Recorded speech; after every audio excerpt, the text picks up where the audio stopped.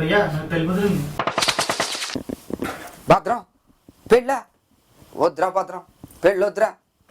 పెళ్ళి అంటే మామూలు విషయం కాదురా. ఎందుకు చెప్తున్నా వాళ్ళకిచ్చరా? నేను నీకులాగే పెళ్లి కాకముందు ఎక్కని గుళ్ళేది కలవ జ్యోతిష్కులేడు కనిపిస్తే ప్రతి ఏదో అడగడమేరా బాబు పెళ్ళి ఎప్పుడు అని. ఇంకా నాకు పెళ్లి కావట్లేదు కానీ బాధపడతాను అనుకున్నాను రా. పెళ్ళి ఏందో తెలిసింది, నేను బాధపడట్లేదని బాధపడతానండి. వద్దురా భద్రం వద్దు. పెళ్లి చూపులు ఏమైందో తెలుసారా నీకు? మీ వదిన ఏమందో తెలుసా? నేను అది సాధిస్తాను ఇది సాధిస్తాను చెప్పిందిరా. నేను చాలా గర్వపడ్డాను రా. పెళ్ళేక తెలిసింది దానికి నన్ను మా అమ్మ బాబుని సాధించి తప్ప ఏమీ రాదని. వద్దురా. ఒరే భార్యాభర్తలు అంటే కష్టకాలు పాలు పంచుకోవాలి కదరా. కష్టాలు పంచుకోవడం పక్కన పెట్టు, కష్టాలు పెట్టకుండా ఉంటే సరిపోద్ది కదా. కానీ పడుతూనే ఉండాలిరా, పడుతూనే ఉండాలి. మొన్నటికి మొన్న మా అమ్మ నాన్న మాట్లాడుతుంది. అరే మా అమ్మ పిల్ల పాపలతో చల్లగా ఉండని చెప్పి దీవించిందంటరా. ఆ రోజు రాత్రి పెద్ద గొడవ. ఏం చెప్పమంటావురా? పిల్ల పాప అంటే ఇద్దరు పిల్లలకి కమ్మని చెప్పడానికి మీ అమ్మ ఎవరు అంటది? పిల్ల పాప అంటే ఇద్దరిని అమ్మాయిలకి కమ్మని చెప్పడానికి మీ అమ్మ ఎవరు అంటది? నేనేం చెప్పండిరా. మా అమ్మనే కాదురా, మా ఇంట్లో కుక్క డాలీరా, దాన్ని కూడా నాన్న మాట్లాడుతుంది. ఏముందో తెలుసా? పెళ్ళైన కొత్తగా ఇంటికి వచ్చినప్పుడు దాన్ని చూసి మురిగిందంట. చూడు మీ అమ్మ కూడా దీనికి వస్తే అంటది. ఓరే పెళ్ళైన కొత్తగా ఇంటికి వచ్చినప్పుడు దీన్ని మేకప్ చూసి భయపడేసిందిరా. భయపడ్డం కర్లేదు. ఏం చెప్పండి రా. వద్దురా భద్రం. మన వాళ్ళు ఎవరిని ఇంటికి వస్తే దానికి ఎక్కడ రాని నొప్పులు వచ్చేస్తారా? అది అల్లులు రాని ఎంత హుషారుగా ఉంటుందో, ఎంత యాక్టివ్గా ఉంటుందో, పీటు హుషారు సగం తిరిగేస్తుంది.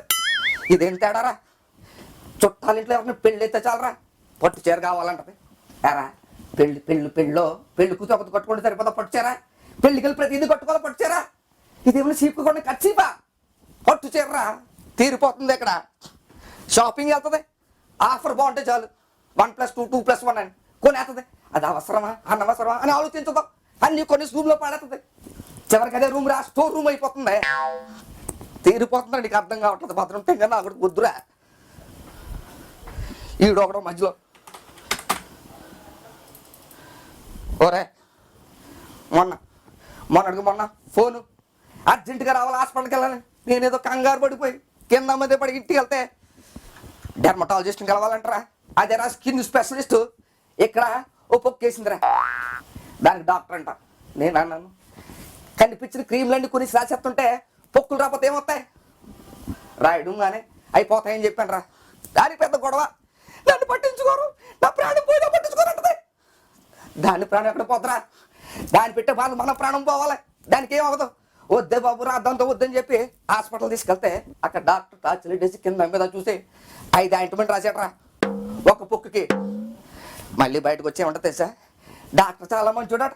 ఎందుకు 5 ఆయింట్మెంట్ రాసినందుక 500 రూపాయలు కన్సల్టేషన్ నాకు తీసుకున్నందుక అంటే మేకప్లు ఏమో కానీ ఎక్కడమ్మా మేకప్లు వేసుకో దాని మీద ఆయింట్మెంట్ రాయమన్నాడంటే రాయడానికి రాసుకోవడం కానీ వీళ్ళకేం పోతురా? అర్థం చేసుకోరా భద్రం. వద్దురా. ఇది మామూలు విషయం కాదురా. నానా బాధలు పడుతూ ఉండాలి.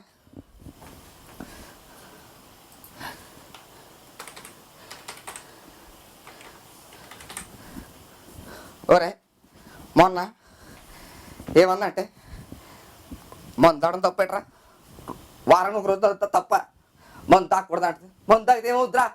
లేబర్ పోతుంది. కానీ దీన్ని పెట్టే టార్చర్కి రోజంతా తాగకపోతే ప్రాణం పోయేలా ఉంది. మందు తాగకూడదు అంటది, సిగరెట్ తాగకూడదు అంటది, చేతులు తిరగకూడదు అంటది. ఎప్పుడు ఇంట్లో ఉంటూ దీని తిట్లు మాడిపోయినట్లు జీవితం అంతా గడిపేయాలంటది. ఇది కుదురుతుందో చెప్పరా? బయట ఉంటే ఇంట్లో టైం స్పెండ్ చేయలేదని గొడవ పడుతుంది. సరే ఇంట్లోకి వచ్చాం, ఇంటికి వస్తే ఉంటుంది సార్ బయట తీసుకెళ్ళదని గొడవ పడుతుంది. బయట తీసుకెళ్తే అయ్యి కొనలేదని గొడవ పడుతుంది. ఎక్కడికి వెళ్ళినా గొడవ కామంటారా?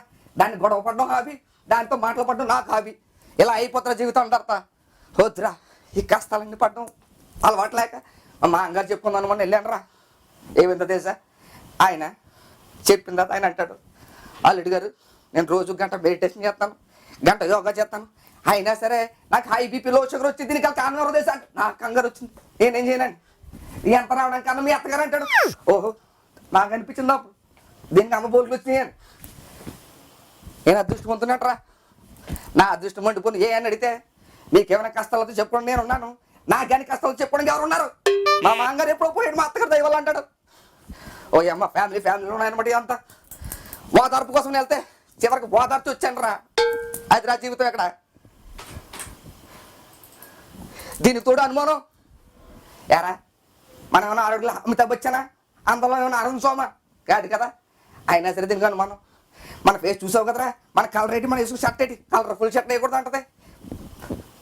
మనలో అన్నమాట అది అనుమానం. అయినా సరే లోపల మాత్రం అనుమానం పడుతున్నప్పుడు మాత్రం మనకు ఒక లోపల ఒక కాన్ఫిడెన్స్ వచ్చి పెరిగిపోతుంటారా.